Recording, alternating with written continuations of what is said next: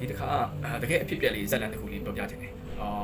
အဲ့တော့ဒါဘုရားမြတ်စွာဘုရားလက်ထက်ကတကယ်ဖြစ်ပြက်ခဲ့တဲ့အဖြစ်ပြက်လေးပေါ့နော်အဲ့တော့ဒီဇက်လန်လေးကိုဘာနာမည်ပေးထားလဲဆိုတော့အောက်ကလီအာလို့ပေးထားတယ်နော်အဲ့တော့ဇက်လန်လေးနာမည်ကအောက်ကလီအာတဲ့ဘာလို့အောက်ကလီအာလို့ပေးရတယ်ဆိုတော့ဇက်လန်လေးဆိုတာသိလိုက်ပေါ့နော်အဲ့တော့ဒီမြတ်စွာဘုရားလက်ထက်မှာဒီစိတ်တကြွယ်ဆိုတာရှိတယ်စိတ်တကြွယ်တတိပေါ့နော်ဟိုမြတ်စွာဘုရားကိုလည်းကြည်ညိုရဲ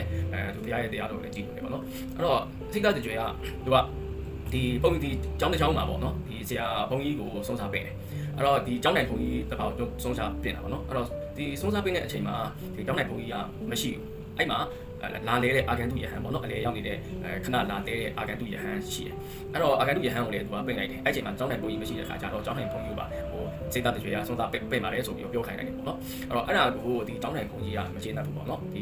အာဂန်တုယဟန်ကို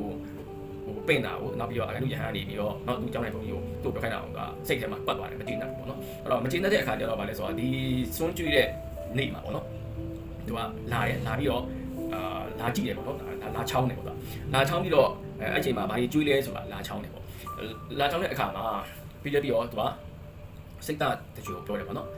်နှမ်းပြစ်မှုမပါဘူးလားဆိုပြီးတော့မေးတယ်အဲ့တော့တကယ်တော့နှမ်းပြစ်မှုမပါဘူးလားဆိုတော့မရဘူးရွေ့ပြီးတော့မေးရပါတော့ဘယ်လိုရွေ့လဲဆိုတော့စိတ်တကြွကသူတတိမဖြစ်ခင်အရင်ငယ်စဉ်ဘဝမှာသူကဒီနှမ်းပြမှုရောင်းတာလေပေါ့နော်သူတို့အိမ်ကနှမ်းပြမှုလုပ်တယ်သူကနှမ်းပြမှုရောင်းတာအဲ့ဒါကိုသူကဒီဖုန်းကြီးကကျောင်းတိုင်းဖုန်းကြီးကဟိုဒါစော်ကားတဲ့ပုံစံနဲ့ဒါပြောလိုက်တယ်ပေါ့နော်အဲ့တော့လည်းစိတ်ကြတကြွရတိအဲ့တော့စိတ်ကြတကြွရတိတော့ကျောင်းတိုင်းဖုန်းကြီးကိုအဲ့ကျောင်းတိုင်းဖုန်းကြီးကိုဘာပြန်ပြောလဲဆိုတော့ရှင်ဖျားပေါ့နော်ရှင်ဖျားကိုတဲ့ဇက်လန်နဲ့တခုပြောပြခြင်းတယ်ပေါ့နော်အဲ့တော့တစ်ချိန်လုံးက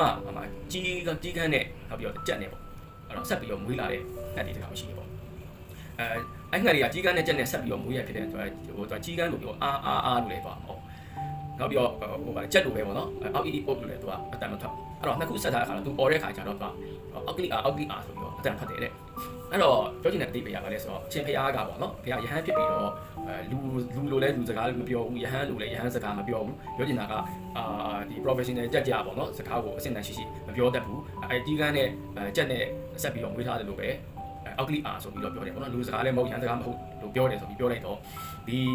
ကျောင်းနိုင်ခုံကြီးကစိတ်တူပါပြီးတော့စိတ်သားကြွယ်ရဘုရားရှင်ကိုကြည်ညိုတယ်ပေါ့နော်ကြည်ညိုတော့ဒီဘုရားရှင်မြတ်စွာဘုရားနဲ့တိုင်ပြောမယ်သူ့ကိုဒီလိုမျိုးမျိုးမစစ်ဘူးဆိုပြီးတော့ပြောတယ်ဆိုပြီးတော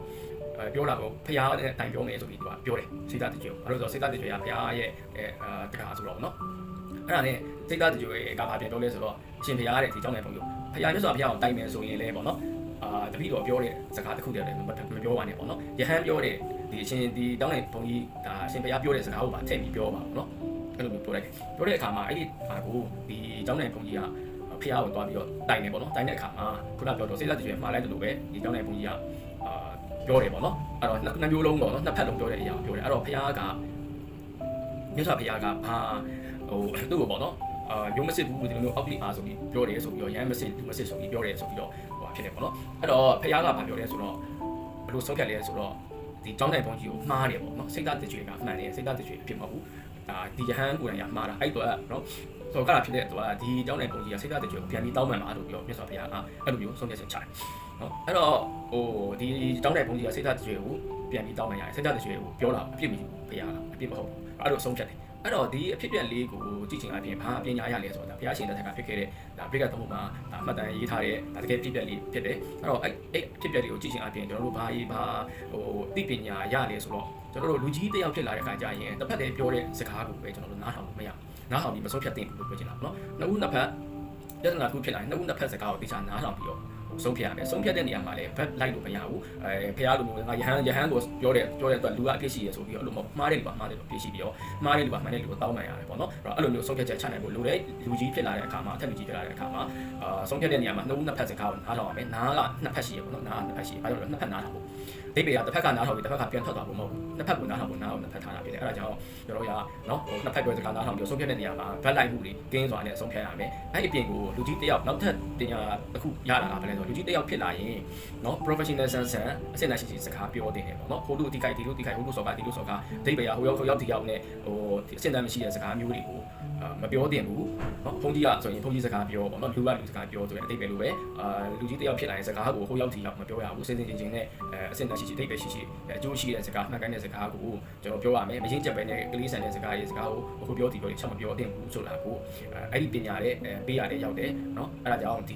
မြတ်စွာဘုရားလက်ထက်ကနော်ဒီရေးလာခဲ့တဲ့ မှတ်တမ်းတင်ခဲ့တဲ့ပြိတ္တတောက်ပုံတွေမှာကျွန်တော်တို့ဒီခက်မှာလူကြီးတွေအတွက်ကိုနောက်ပြီး management စီမံခန့်ခွဲမှုအတွက်ကိုအများကြီးကျွန်တော်ဘုသူသားရစရာတွေသိစရာတွေအများကြီးပါတယ်ဆိုတာလေးလည်းပြောချင်တယ်ပေါ့နော်ကျေးဇူးလိုက်တင်ပါတယ်